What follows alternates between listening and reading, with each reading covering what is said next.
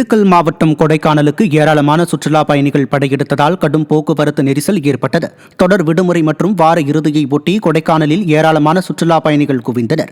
இதனால் கொடைக்கானல் நகரின் நுழைவு வாயிலில் உள்ள சோதனைச் சாவடியில் ஏராளமான வாகனங்கள் ஒன்றன் பின் ஒன்றாக அணிவகுத்து நின்றதால் போக்குவரத்து நெரிசல் ஏற்பட்டது.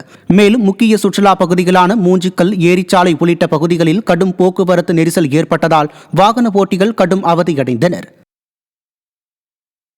நாமக்கல்லில் தனியார் மருத்துவமனையில் கிரேன் சரிந்து விழுந்ததில் மின்சாரம் தாக்கி 3 தொழிலாளர்கள் உயிரிழந்தனர். நாகராஜபுரத்தில் உள்ள ஸ்ரீதர்ஷன் எனும் தனியார் மருத்துவமனையில் கிரேன் மூலம் 3 தொழிலாளர்கள் பெயிண்ட் அடிக்கும் பணியில் ஈடுபட்டிருந்தனர். அப்போது கிரேன் நிலை தடுமாறி மின்கம்பம் மீது சாய்ந்ததில் மின்சாரம் தாக்கி சுகுமார், ஜோதி, முகேஷ் கண்ணன் ஆகிய 3 தொழிலாளர்கள் உயிரிழந்தனர். இதையடுத்து அஜாக்கிரதையாக செயல்பட்ட கிரேன் ஆபரேட்டர் விசேந்தி, மைக்கேல் ஜூட் மற்றும் பெயிண்டிங் கான்ட்ராக்டர் தனபால், கிரேன் ஓட்டுநர் ராஜமாணிக்கம், தனியார் மருத்துவமனை கணக்காளர் சரண் ஆகிய 4 பேர் சிக்கினர்.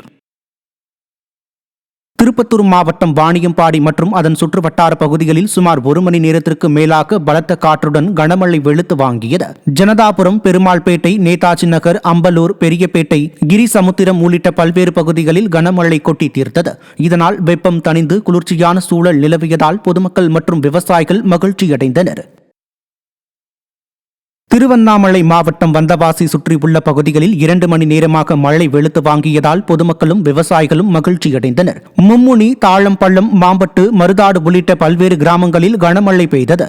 இதனால் வெப்பம் தணிந்து குளிர்ச்சியான சூழல் நிலவியதால் மக்கள் மகிழ்ச்சியடைந்தனர்.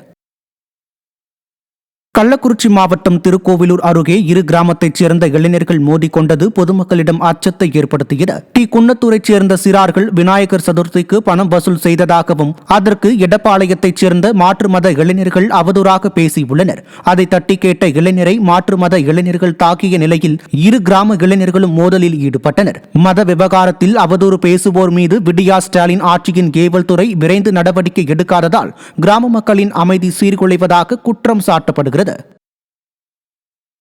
கிருஷ்ணகிரி மாவட்டம் ஓசூரில் அரசு தொடக்கப் பள்ளியில் போதிய இடவசதி இல்லாததால் மாணவர்கள் அவதியடைந்து வருகின்றனர். இதனால் பள்ளிக்கு முன் பழுதடைந்து கிடக்கும் தமிழ்நாடு வீட்டு வசதி வாரிய குடியிருப்பு பகுதியில் இறைவணக்க கூட்டம் நடத்தப்படுகிறது. பயன்பாடின்றி கிடக்கும் குடியிருப்புகளை இடித்துவிட்டு விளையாட்டு மைதானத்திற்கும் இறைவணக்க கூட்டத்திற்கும் இடத்தை வழங்க பலமுறை கோரிக்கை விடுத்தும் விடிய அரசின் பள்ளி கல்வித்துறை கண்டுகொள்ளாமல் உள்ளதாக பெற்றோர்கள் குற்றம் சாட்டுகின்றனர். மேற்கு திசை காற்றின் வேக மாறுபாடு காரணமாக தமிழகம், புதுச்சேரி மற்றும் காரைக்கால் உள்ளிட்ட பகுதிகளில் வரும் 22ஆம் தேதி வரை மழைக்கு வாய்ப்புள்ளதாக வானிலை ஆய்வு மையம் தெரிவித்துள்ளது. நீலகிரி, தேனி மற்றும் கோயம்புத்தூர் மாவட்டத்தின் மலைப்பகுதிகளில் ஓரிரு இடங்களில் அடுத்த 48 மணி நேரத்திற்கு கனமழை பெய்ய வாய்ப்புள்ளது. சென்னையில் சில பகுதிகளில் லேசானது முதல் மிதமான மழை பெய்ய வாய்ப்புள்ளதாகவும் அறிவிக்கப்பட்டுள்ளது. வரும் 22ஆம் தேதி வரை மன்னார் வளைகுடா, குமரிக்கடல், மத்திய வங்கக்கடல், அந்தமான் கடல் பகுதிகளில் சூறாவளி காற்று வீசக்கூடும் என்பதால் மீனவர்கள் அப்பகுதிகளுக்கு செல்ல வேண்டாம் என அறிவுறுத்தப்பட்டுள்ளது. சென்னையில் பெய்த மழையின் காரணமாக சாலையோரங்களில் நீர் பெருக்கெடுத்து ஓடியதால் வாகன ஓட்டிகள் அவதியடைந்தனர். எழும்பூர், சென்ட்ரல், சேப்பாக்கம், அயனாவரம், திருவள்ளிக்கேணி உள்ளிட்ட பகுதிகளில் சாலையோரங்களில் மழைநீர் தேங்கி நின்றது. சிறிது நேரம் பெய்த மழைக்கு ஆங்காங்கே நீர் தேங்கியதால் மக்கள் அவதியடைந்தனர். திருவாரூர் மாவட்டம் ஜம்புவானோடையில் கிராம சபா கூட்டத்தில் பங்கேற்ற பயனாளிகள் பல்வேறு குற்றச்சாட்டுகளை முன்வைத்து 2வது நாளாக உள்ளிருப்பு போராட்டத்தில் ஈடுபட்டனர்.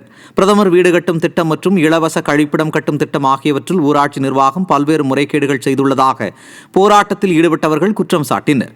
ஸ்டாலின் ஆட்சியில் அரசு அதிகாரிகள் கலெக்ஷன், கமிஷன், கரப்ஷனில் மட்டுமே குறியாக இருப்பதாக விமர்சனம் எழுந்துள்ளது.